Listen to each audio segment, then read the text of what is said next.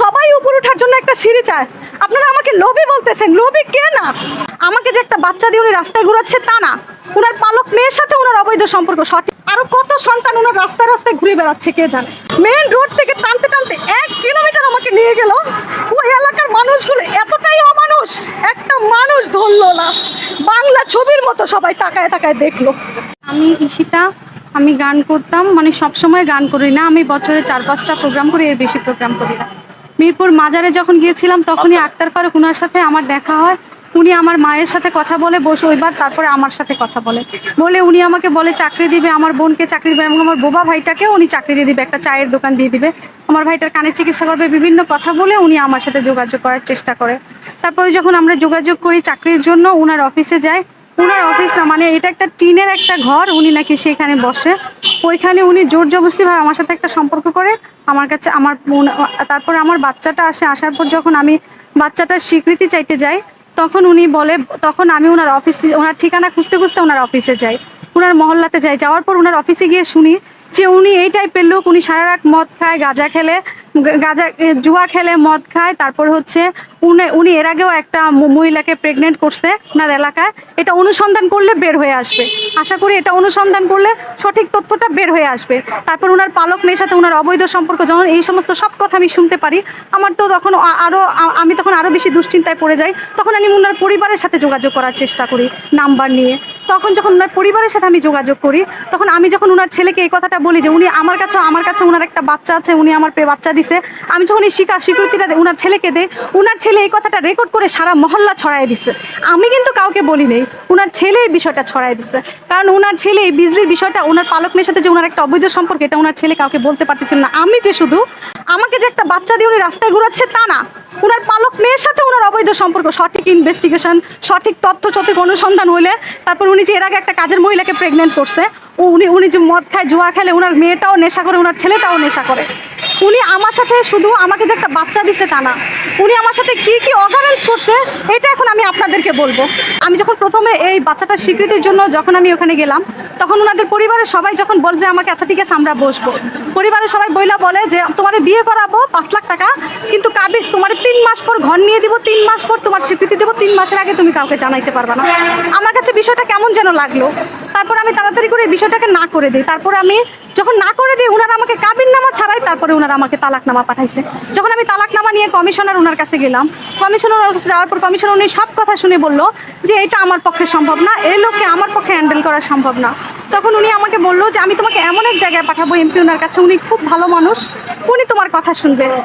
তারপরে ওই এলাকার প্রত্যেকটা মানুষ বলছে যে ওই এমপি খুব ভালো মানুষ, ওনার কাছে যাও। আর ওই এলাকার অনেকগুলো মহিলা ছিল ওই কমিশনার ওনার অফিসে, ওই মহিলাগুলো সবাই সাক্ষী দিছে, 3-4টা মহিলা। ওরা স্বীকার করবে কিনা জানি না, কমিশনার উনি স্বীকার করবেন, আমার বিশ্বাস, আমি বিশ্বাস করি উনি বলবেন। ওই কমিশনার ওনার কাছে বলছেন যে হ্যাঁ, ওর পালক মেয়েটার সাথে ওর অবৈধ সম্পর্ক, এটা ওর ছেলেও বলছে, ওর ছেলে এটা নিয়ে ওকে মারছেও পর্যন্ত।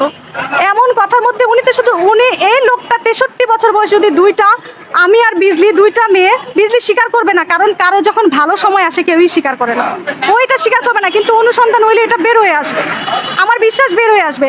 এর আগে একটা কাজের মহিলাকে প্রেগনেন্ট করছে, শুধু এটা না, উনি কাবিন করা পর্যন্তই উনি ক্ষান্ত না, তালাকনামা, উনি আমাকে কাবিননামা ছাড়াই তালাকনামা পাঠাইছে। তারপর যখন এমপি ওনার কাছে গেলাম, এমপি উনি সব কথা শুনে ওনার সাথে আমার বিয়ে পড়ায় দেওয়ার জন্য বললো। কিন্তু এমপি উনি যাদের কাছে দায়িত্ব দিছে তারা দায়িত্বে গড়বড় করছে। ওনারা এমপি উনি যে 2 ঘন্টা নামাজ পড়ছে, সেই 2 ঘন্টায় ফারুক উনি বিভিন্ন লোককে ফোন দিয়ে জড়ো করছে, ওইটা রিকোয়েস্ট করায়া এমপি উনাকে কমিশনার উনি বারবার ফোন দিয়ে বলে দিছিল যে ও কখনোই ওকে নিয়ে সংসার করবে না, ওকে 10 লাখ টাকা কাবিন করাই দিবেন, যাতে করে মেয়েটার জীবনের ক্ষতিপূরণটা উঠে যায়, আর মেয়েটা যাতে সন্তানটা যাতে স্বীকৃতি পায়, মেয়েটাকে বিয়ে পড়াই দিন। এমপি উনিও বলছিল যে 10 লাখ টাকা কাবিন করানোর জন্য, কিন্তু ওই লোকগুলি চালাকি করে 5 লাখ টাকা কাবিন করাইছে। ওনারা ঠিক ওনার ভাইদের মতোই বলছে যে তোমার 3 মাস পর ঘর নিয়ে দিব। আমার কোনো দায়িত্বও নেয় নাই, ভরণ পোষণও করে নাই, কিচ্ছু না। উনি জাস্ট নামমাত্র একটা মামলা মুছার জন্য একটা কাবিন করে উনি 2 মাসের মাথায় উনি আমাকে আবার তালাকনামা পাঠাইছে।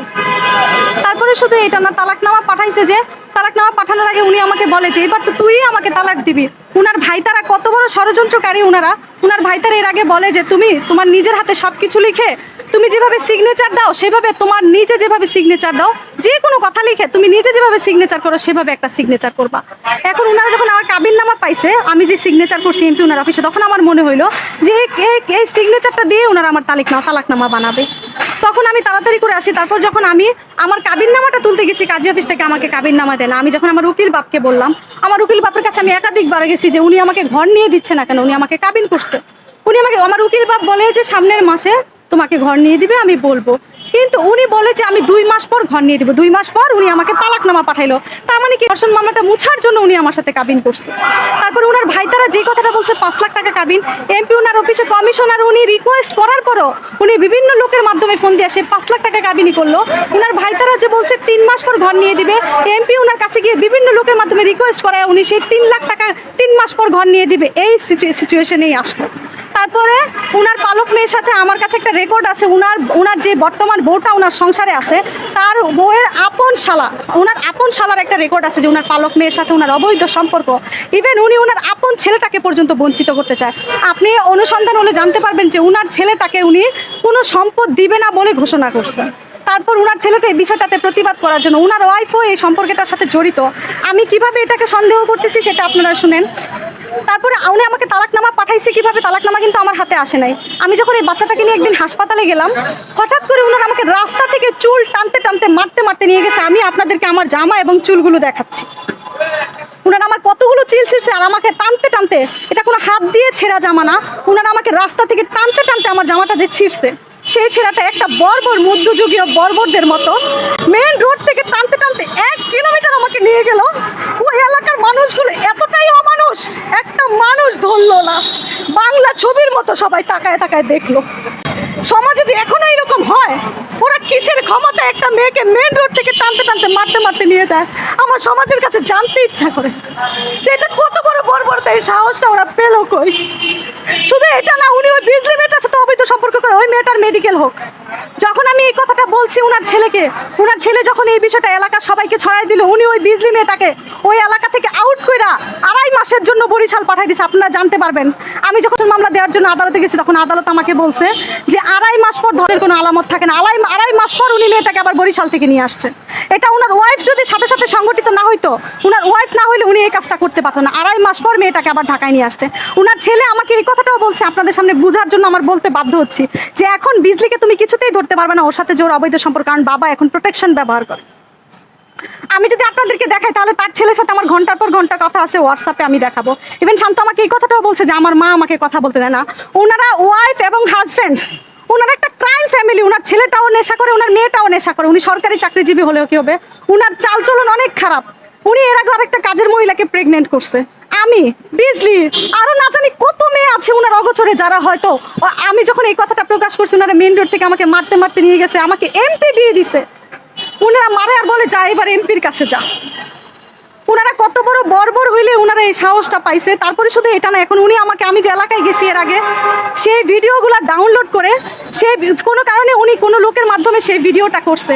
পরে উনি আমাকে বলতেছে যে এখন আমি ছুরি নিয়ে নাকি ঘুরতেছি উনাকে মারার জন্য, যে আমাকে মারছে এখন আমি উনাকে মারবো। কত বড় ক্রিমিনাল হইলে। তারপর শুধু এটা না, উনি বলে যে বিভিন্ন জেলায় তোর নামে মামলা দিব, তোকে হয়রানি করব।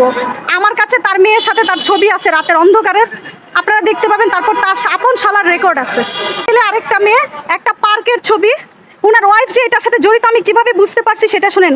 এপ্রিলের 3 তারিখে উনার ওয়াইফকে ইমুতে আমি এই ছবিটা পাঠানোর পর উনার ওয়াইফ কত তারিখে যেন ফেসবুক স্ট্যাটাস দিছে, উনার মাধ্যমে দেওয়াইছে ছবিটা, শুধু উনার ওয়াইফকে আমি দিছি ফেসবুক স্ট্যাটাস। হ্যাঁ, আমাকে উনি প্রদর্শন করছে, পরে বিয়ে হয়েছে। হ্যাঁ, পরে এই যে উনি এই ছবিটা, উনার ওয়াইফ এই ছবিটা ফেসবুকে স্ট্যাটাস দিয়ে দিছে। উনাদের বার্থডে জন্মদিন কেউ রাতের অন্ধকারে শুধু বাপ আর মেয়ের ছবি তো বার্থডে পালন করে। পিছনে আরেকটা ছেলে আরেকটা মেয়ে, আপনারা দেখেন এটা একটা ঘুরতে যাওয়ার স্থান। শুধু এটা না, ওই মেয়েটার হাতটা কোথায় আপনারা দেখেন, মেয়েটার বডিটা কেমন হয়ে আছে আপনারা দেখেন। আর একটা অবিবাহিত মেয়ের বডি এরকম থাকে কিনা আপনারাই দেখেন। তারপরে এবার আপনারা তার শালার রেকর্ড শুনেন, তার আপন শালার রেকর্ড, তার আপন শালার স্বীকারোক্তি যে এই মেয়েটার সাথে তার সম্পর্ক। এই রেকর্ডটা কিন্তু করছে আমার বোন। উনার শালা আমার সাথে আরো অনেক কথা বলছে এবং উনার মেয়েটাও বলছে যে আমার বাবা নর্দমার থেকেও খারাপ, আমার বাবা পশু। আমি চাই এই পশুর বিচার হোক। উনি না জানে আর কত মেয়ের মান সম্মান নষ্ট করবে। অসহায় তো হতেই পারে, সবাই উপর ওঠার জন্য একটা সিঁড়ি চায়। আপনারা আমাকে লোভী বলতেছেন, লোভী কে না? আপনারা চাকরি করেন কিসের জন্য? টাকার ইনকামের জন্য না? আমি কি জানি আমার সাথে এরকম ঘটনা ঘটবে? দুনিয়ার কেউই কি জানে তার যখন কখন বিপদ হবে? আমি এই যে ইন্টারভিউটা দিচ্ছি, একবার সাংবাদিকরা আমাকে নিয়ে বাজে মন্তব্য, যেভাবে হোক আমাকে উল্টাভাবে ভিডিওটা ছাড়ছে। আবার যখন বিশ্বাস হয়েছে আমি কি আসি নাই, ওনার ওখানে ভাড়াটিয়া আছে, কিন্তু ভাড়াটিয়ার এক পাশে ওনার আরেক পাশে পুরো সেফটি একটা বাসা। ওনারা ওই ঘরে সম্পর্ক করার জন্য ওনার ওয়াইফই এই কাজগুলো করায় দেয়। এর আগেও আরেকটা মহিলাকে উনি ওই বাচ্চাটাকে অ্যাবর্শন করাইছে। ওই মহিলাকে শুধু আইনের আওতায় আনা হোক। আমার কাছে এগুলা প্রশ্ন যে ওনারা স্বামী স্ত্রী মিলে উনি ওনার স্বামীর সম্পদ দখল করার জন্য, স্বামীর মন জয় করার জন্য উনি একটার পর একটা ইয়ং মেয়ে এনে এনে ওই ওনার স্বামীর কাছে দিচ্ছে। ওই কাজের মহিলাকে যে অ্যাবর্শন করাইছে এই স্বীকারোক্তি ওনার ওয়াইফের আছে, প্লাস ওনার অফিসের, ওনার মহল্লা সবাই জানে এই বিষয়টা। এই লোকটা সমাজে এইভাবে ওপেন ঘুরে বেড়াচ্ছে, ওকে ধরা উচিত, সমাজের ব্যবস্থা করা উচিত ওনার ব্যাপারে। আমার মতো আর কত মেয়ে জানি ওনার বাচ্চা নিয়ে ঘুরে বেড়াচ্ছে রাস্তায় রাস্তায়, হয়তো তারা ইজ্জতের কারণে, লজ্জার কারণে আসতেছে না।